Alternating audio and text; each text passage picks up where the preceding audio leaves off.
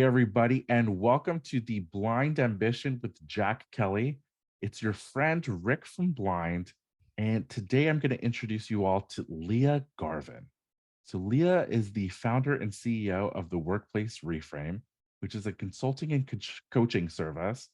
It provides workshops, programs to support companies, executives, managers, leaders to build better teams, which, after 3 years of a pandemic, after kind of the tumult of layoffs and return to office and work from home, I can see a lot of companies and a lot of people, a lot of our listeners needing your help.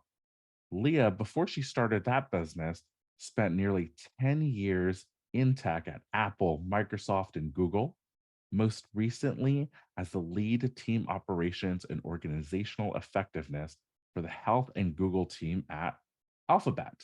So thanks for coming on the show, Leah. Thank you so much for having me. Super excited to be here. So, hey, just to kick it off, Leah, with the different, we talked a little bit before the show, and I kind of love the work you did. If I went to tech, I would do it. Maybe you could share a little bit with the audience because they think of, like software engineers, software developers, but you have kind of a different role. So maybe you could kind of talk about, as a project manager type person, what you do and some of the successes you had with these great companies. Yeah. So, as you mentioned, I worked in program management and team operations. And so essentially, that's really about how the work gets done. And I came into that sort of unintentionally. I think not everybody seeks out being a program manager, but I think I actually, funny enough, got recruited to Microsoft from LinkedIn. It was literally, I found the email in my spam folder and I was like, what's this? And I actually responded and ended up moving to Seattle by myself like a year after I got married. My husband was still in San Francisco. And I took this job to work in kind of a program management function. I had never really heard about it. But I had been doing project management in design companies and different things like that. And essentially the work is really about, connecting the dots between teams, like between design and product and engineering around how work is going to get done. So product manager is really looking at product strategy, design, and engineering is really kind of creating and building. But a program manager is really mapping out, what are the risks? What do we need to figure out to be able to get there? And what's the schedule? What are the moving pieces? And really being there as that glue across these different roles and functions.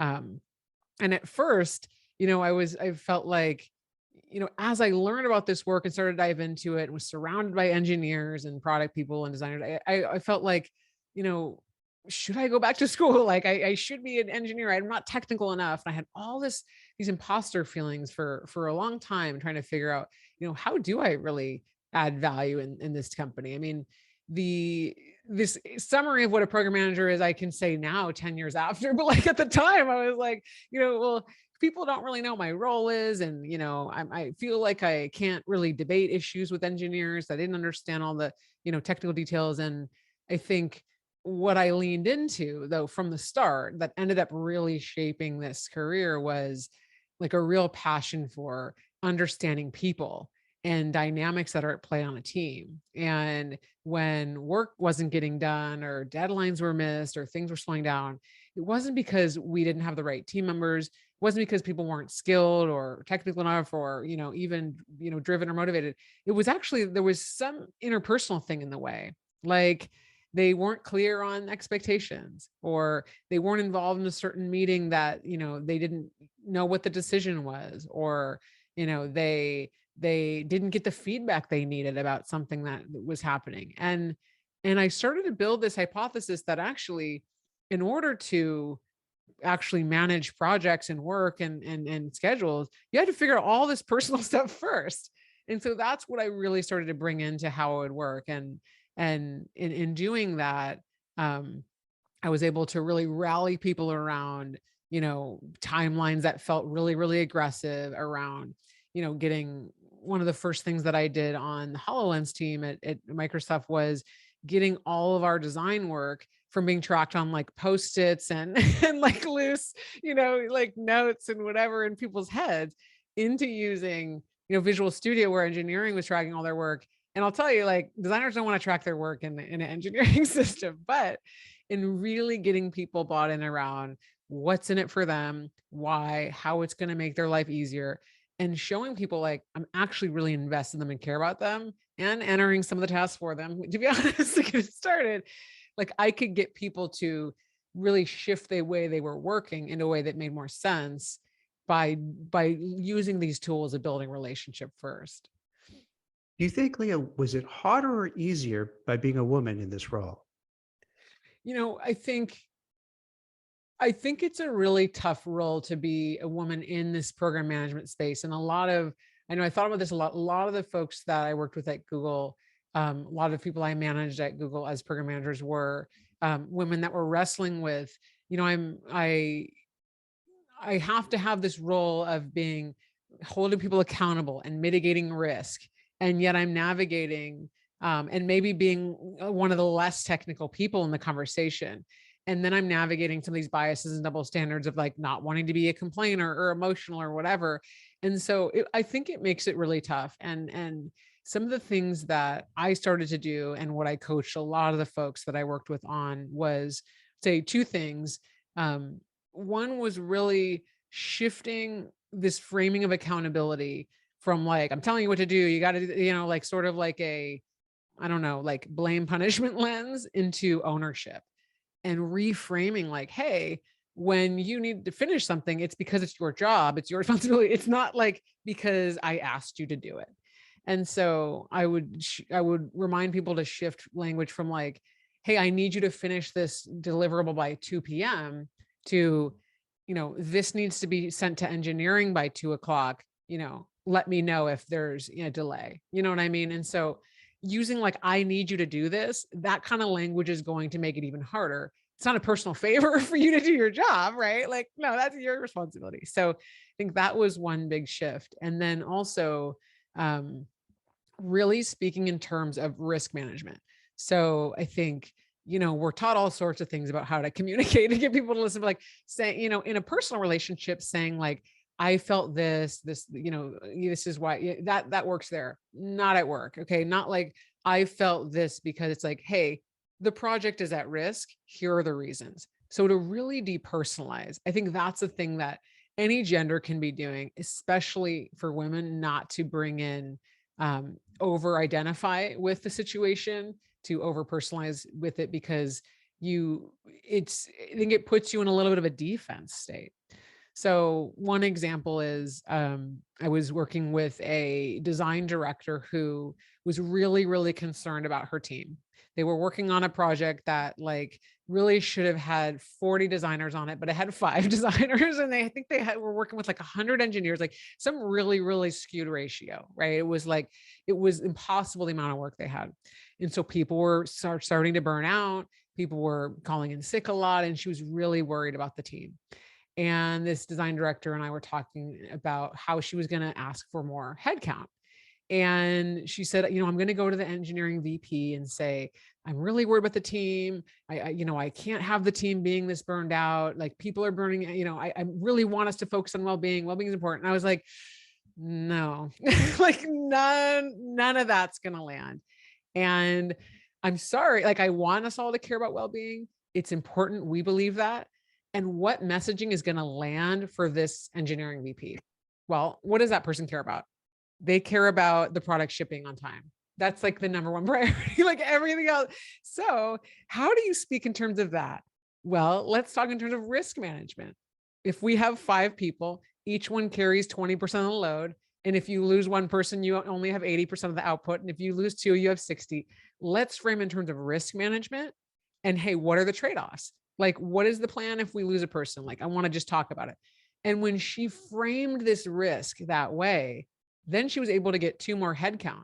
If she had said, I'm worried about my team, everyone is burning out, this leader, maybe they would care, but not really. I'm sorry to say, like, I think that's the state we're in. We recognize like doesn't really, land with many executives about individual well-being. I think a lot of it is, when it comes down to, it's about dollars and cents and shipping and landing these timelines. So I really encourage folks to speak in terms of risk management, and the whole conversation changes. you don't feel like, oh, the person didn't care about me and my argument. It's like, hey, we're talking about this objectively. Do we agree or not? I Now, mean, Leah, this did anyone give you coaching for these jobs, or do they just throw you into the fire and then you got to figure this out yourself? I would say throw me in the fire. Really? I think, Because that's hard. Because yeah, like just to figure out how to navigate difficult personalities, that's not an yeah. easy thing to do.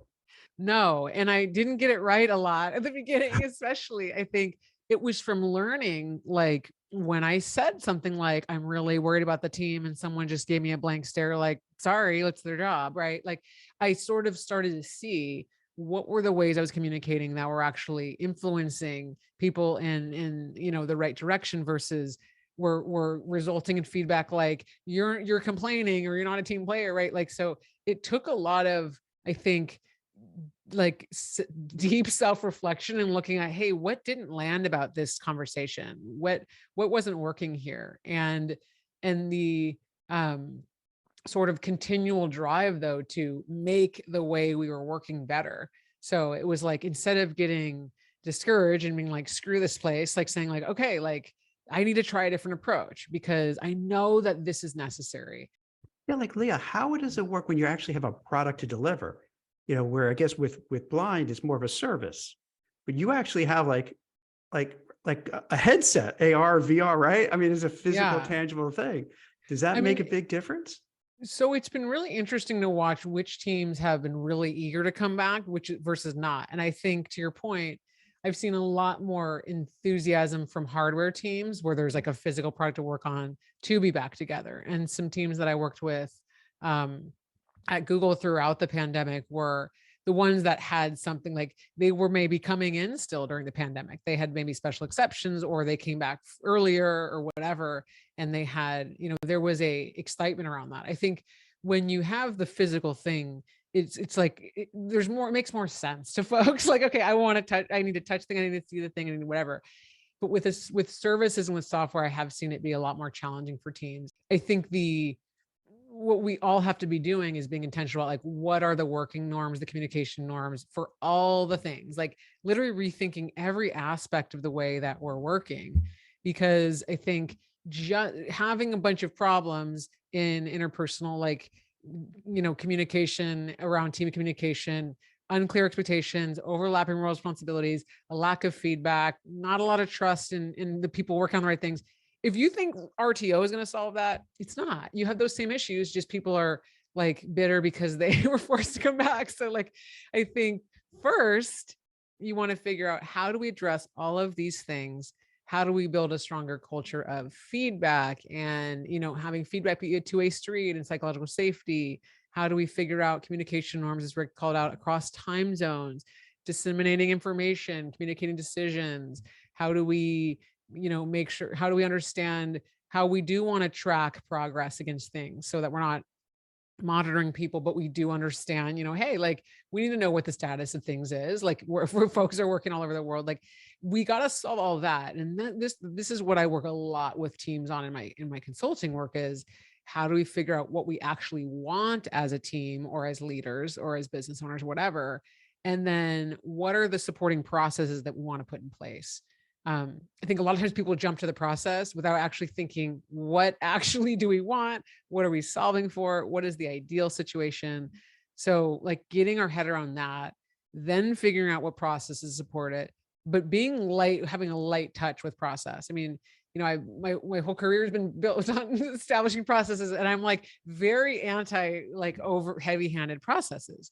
I see process about like simplifying, removing steps, kind of shortening the line of communication, making sure, we are very, very clear, as opposed to like building, like it shouldn't solve for everything at once. It should have like one clear purpose, I think, for processes. So when we do that, now we've sort of solved all the like stuff in the ether that's clouding a decision on return to office. Then we're saying, okay, if we really want people to be together, because we know that it helps people kind of band together to rise to the occasion for some of these big milestones. We know it builds community. We know it does improve engagement. There's a lot of evidence around all those things, being co-located, feelings of isolation. There's different things. Then we figure out, well, what are the moments to bring people together? And it's probably more than once a year, to be honest, if it's possible with, budget wise. I think it's, but it may be, it's probably not every day. And so I think there can be a real balance of what we figure out after we've solved for the problems. Because I was recently reading a New York Times article about one of the gaps with, not being co-located was, especially for younger folks, like your first experience in the workplace, you're not getting that quick feedback of like, hey, how does this thing work? Or like, where do I find this? So you're just like having a lot of downtime, like just like looking through documents and files and like, just like kind of floundering. And I've seen that a lot in the beginning of the pandemic with especially this explosive growth in tech, working from home in the pandemic. Like that was a weird time to be joining a company and you don't really get integrated in the culture. But actually what we can be doing is figuring out a better onboarding system. We can have buddies, you can figure out chat channels and maybe onboarding cohorts and different things like to make sure people have those forums. And then we say, okay, people have gotten this like foundation. Now, how do we bring people together? And that's really interesting. So from what I understand, pivoting from big tech, you're actually providing consulting services now to big tech. Yeah.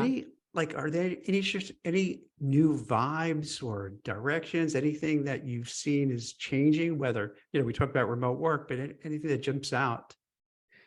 Yeah. I mean, for me personally, it's been really interesting to have this different sort of, a way to interact very differently. Like as someone outside in, you're invited into the conversation. You're not like shouting from the mountaintops inside, like, listen to me, this is important. So that's been awesome to be able to have, hey, I am inviting the conversation. Here's some things I've observed using the same framework of here's some risks, here's some ideas, bringing solutions. And then seeing, where people are at as far as, wanting to, try things out. I think for bigger companies, there is an understanding of, I think the need to get better at things like feedback and manager development. Those are some of the main things that I support people on because, managers are kind of at the front lines of all this stuff, like middle managers of figuring out their own jobs and supporting their teams and all these things with return to office. And so that's where I spend a lot of my time. It's what my podcast, Managing Made Simple, is about. But for smaller businesses, I think there's a new understanding of like, they actually, like a small business owner with a team, they're a manager. I don't think they even thought of themselves that way. Like, yeah, you're a manager if you have employees. So helping, I think, small business owners too, to understand what their role is and that all these things that we talk about in bigger companies, they have to do too. You have to give feedback. You have to set expectations. You have to, help people understand the link between priorities and expectations and compensation. All of that is stuff that I also support teams with because, I think everybody, no matter what industry you're in, is facing like a low engagement, low motivation moment where we're all having to re-energize people around their work. Now, I'm curious. You mentioned that a lot of what prevents organizations, companies, teams from performing at their best is actually not, the hard skills, but these interpersonal relationships or interpersonal like communication. You've worked across different industries, financial services, scientific research, nonprofit world, design, certainly big tech. Do you see any trends that are specific to one type of job function, one type of industry, or is this a universal problem that we just need to all get better at as humans? I think a lot of it is a universal problem, to be Oh honest, because no. yeah, I'm sorry, because I've observed the same kind of issues working with like a client that runs a med spa as I saw at Google. You know what I mean? Like Wow. those are very different, right? Someone that's, runs someone that administers Botox and someone that's building a search engine. So I think when you take a step back, it's like, do people really understand how to be successful in their work? And have we given them all the tools to do that? Like that's really how I look at it from a macro lens. And what I think as I've used these similar tools in these different forums, I've seen, wow, like this really does like apply across the board. Because, take for example, a, I think the application of it looks different. So for example, like I was doing a workshop last year on psychological safety with a law firm on psychological safety and failure. And it's like fail fast, not a vibe for a law firm, right? Like, Right. there's like it's not the same as with tech. So I think the costs are very different by industry. But when you figure out like, well, what are in this specific scenario, right? Like, what are the real like risks and concerns that people have both for their own job safety, but also for like whatever service or work that they're doing. When you understand that, then you can still translate these kind of principles across the board. Because for this law firm, the facts are people still are going to make mistakes, right? People still are going to have to learn from each other. But trivializing it and saying like, just like, fail fast if that client, goes to prison, like what I was like, no, the stake. So you want to recognize the stakes and you want to recognize the context. And then I think share, well, how do you apply some of these tools even in that environment? So, another example, like my cousin is an estimator in an electrician firm, right? It's very different than like the kind of stuff that I talked about at Google, but he still deals with motivation, employee turnover, demanding deadlines, not having enough resources, dealing with like economic shifts. So we're all dealing with the same kinds of things, but how they show up can impact us a lot differently. What are some concrete steps that, if you're an individual contributor or maybe you're an early people manager and, your first instinct is to go to that CTO, is to go to that VP of engineering and say, I'm advocating for my team. I'm being a good team member. I'm being a good manager and saying, hey, my folks are in the foxhole. We're burning out. How do you change that kind of communication style or that kind of framework in terms of how one is failing to being more objective or thinking through a risk management lens? Yeah. So I would say to first slow down and kind of watch your reactivity, because thinking of like, so I mentioned the example I gave with the design director. This was in my later, time in tech, in my like year one. I remember I said, I had said all that we were coming in every weekend for a number of months and to ship this project. And in one of my reviews with design engineering, the engineering manager said like a lot of people were on vacation. And so we had to move the deadline. And I was like, what the hell? Like we've been coming in every single weekend and you didn't even tell me everyone's going on vacation. Like I should have let my team. And I like flipped out and everybody just looked at me like, and it was like, didn't land. Okay. And in the moment I was very frustrated. We were all exhausted. And I felt like I was the sucker who was telling people to come in, and I was going to have to go to my team and say like, actually, like what I've been saying, we're not all applying this the same way. And I don't think that's the way to react. Right. So like, because it didn't even help, people just like, oh, what's her deal? And what I would have said is actually what I then coached this person, on like 8 or 9 years later around talking about like thinking about what is the message that person on the other side will respond best to. So I think it's really like coaching yourself and saying, okay, what am I feeling? Thinking about it, letting that be okay, having that, but then like taking a deep breath and trying to approach the conversation when you're not in a state of feeling frustrated or reactive or, high emotions, so that you can actually communicate what you want from something and you can be more solutions oriented. And I think this is something that is really important in any job when you're communicating, especially in tech, that when you're communicating with senior stakeholders, executives that aren't going to read a 10-page email, that are going to read one sentence, you know what I mean? That like, you have to be really, really concise around like, here's the issue. Here is an idea I have. Any feedback? Like I would just use that framework: problem, idea / solutions, feedback. So you're always leading with I'm not just starting shit and I'm just like leaving a problem on your lap to fix. But I'm not ignoring, I'm not unaware there's a problem.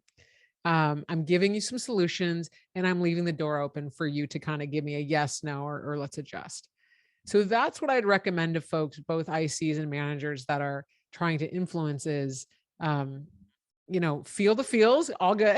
And then think about, what is the way to objectively communicate this?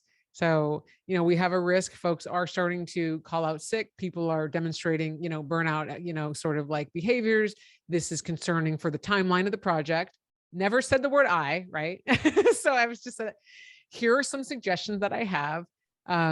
Grabbing some resources off this other project, but tag teaming people, like, shifting this one deliverable to Q2, whatever.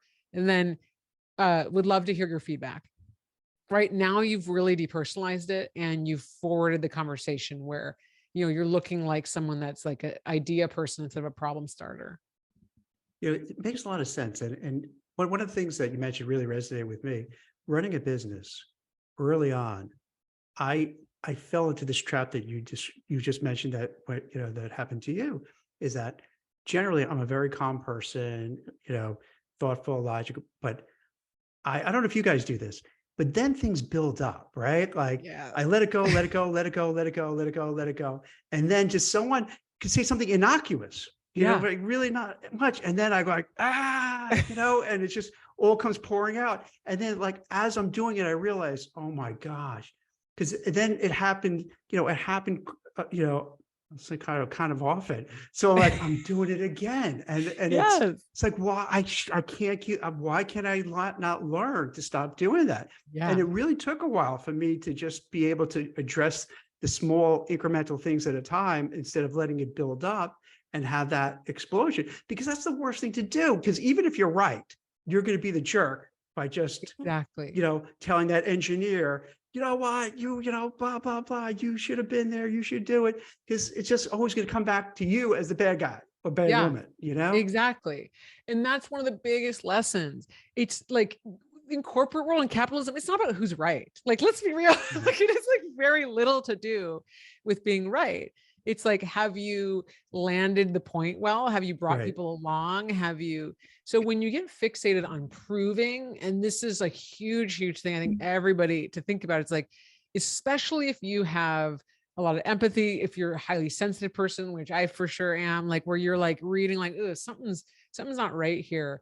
Like convincing and proving is not the route to getting people on your side. It's really not. It's about, bringing people along, building relationships, talking about, hey, here's some things I'm seeing, like letting that sit, letting people kind of reach that in their own, terms. Because when you get in this space of having to prove it and having an impatience around that, that's where what you're talking about, where you're kind of like always boiling over, because it is very frustrating when these issues persist that you've tried to be, that you feel are so clear. I mean, you can hear how, passionate I am about it, but it's like, this is one of the biggest lessons I think we can learn, is that just because we're right, or just because we think we've proven something, it doesn't mean people are going to agree or change their approach. There's a lot of dynamics at play. I think a lot of us look around in a team we're in and we see like someone that's not pulling their weight, right? We've all been there, but kind of like throwing that person on the bus over and over and trying to expose that person. Oh, that does not work. It doesn't. And, I think, having a private one-on-one conversation with the manager saying, hey, like, I'm kind of concerned about this. Sure, you should absolutely share feedback, but like going on a mission to have that person kind of take them down. Like, I think there's sometimes people can feel like it's their, like life's purpose to prove this injustice. And that can actually work against you. And I've had it happen to me. And I feel like that's something that I learned that I really had to let go of, that like, hey, this person doesn't see it this way. Maybe there's more to the story, that the person that I think is terrible has some value they're bringing, or the manager isn't going to get headcount and they've decided it's more valuable to have someone in that role, even if the person sucks, than have no one, or whatever it is. We can't just prove and think it's going to be fixed. Yeah, I'll go back to when you said you had imposter syndrome because you didn't have Yeah. an MBA or you weren't a coder. But Yeah. I would say this, and I'm not saying this to be nice, I'm just being frank. It seems the skills that you've honed are hard. I mean, like you would need it. It's almost like you made your own MBA program, by learning on your own. Because for people who may not be in the kind of role you are, they don't get how hard it is to just Yeah. navigate those channels every day, all the time, all day long. I mean, Yeah. it's a really highly focused skill set to keep. Thank you. If you have like 10, people that you have to kind of please and get aboard, that's not easy. Think about it. In real life, Rick, think about it. How hard is it to get a group of friends to agree where to go out to eat or go to a movie? It's so hard to get Yeah. everybody to buy in, let alone where you have these people who all feel they're right. I know what's best. Who are you to tell me? And then you have to kind of massage that. Though that's really hard to do. Yeah, I would agree. And I think it's a lot of it is having to sort of put aside that we were just talking about, like, what you want or think or what you feel should be easier, which was like a constant, frustration and struggle, Mhm. but something I had to keep working on is like, this, yeah, it should be. I sent out the spreadsheet. They should all put in their tracked work and it should be take 5 seconds, but they didn't fill it out. So like, there's like always anything, okay, how else can I do this? And I agree. I think it can be really underestimated the amount of work and skill that goes into being able to really navigate these organizational dynamics. And I think why I really love being a consultant now, because I think I can be utilizing these skills all of the time. And it's something that's sort of gets to be like celebrated and what makes me successful, as opposed to sometimes feeling like, oh, this sort of spidey sense I have about a situation is being like something I should just ignore because no one's going to listen. You know what I mean? So it's like, it has been really, I think, moving into being a consultant, I've been able to really, re-own these skills and re-own this appreciation for the approach that I brought to the work. No, I think that's quite interesting because I think we often don't think about what motivates or how other folks are incentivized, right? So, Yeah. like, I early on in my career, I used to get in those traps. Maybe you have gotten in those traps too, Leah, of like, oh gosh, like I wouldn't tell an engineer how to code. Why are they telling me how to do my job, right? Or why are they micromanaging me? Yeah. Or what's going on there, and kind of taking that step back now with that objectivity like you mentioned, and saying like, oh no, they're actually just trying to bring me along. They Hmm. want to like double check because they don't know my function, right? And Yeah. they're trying to do it maybe in a weird way, but they're trying. Yeah. Exactly. And I think part of that is, you know, in some sense, like assuming good intent but I think we get there a lot faster when we've built a relationship with people, which then comes back to how we're supporting that in a team or company when maybe it's harder because we're not co-located. So, I think that's what we're seeing in the power of, even if you meet with your team in person once every quarter, like right after you've seen someone in person and laughed with them or to had a meeting, like the kind of compassion you have for them is a lot higher than if you've never met them. Like really, it's really powerful. And assuming the, positive tenor, knowing, oh, this person's invested in me, like I get it, like that does go a long way. And so I think when we're not in a situation where we can meet in person, doing, focusing on things as a team, like how to build psychological safety, how to get some vulnerability out there. There's a lot of workshops and exercises that I bring to teams and that are out there that are really powerful for doing that, to getting to know people. That's going to help you see like, okay, this person does care about me. This person,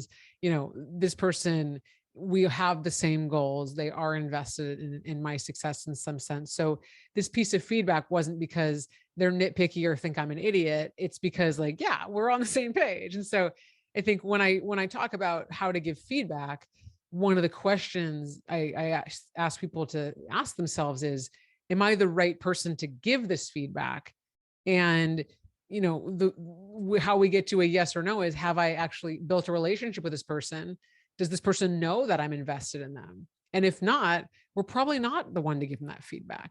There's moments when, if someone is, standing up like as an ally or something like that, then I think it's definitely warranted. But if it's something like, hey, that presentation could have been better, something like that, where it's like, I've never met that person, I'm just like, just sprinkling my opinions around, like, no. So I think the first thing we got to do with our teams is take active work to build relationships. And I mean, Jack, you mentioned like, is this work hard to do remotely?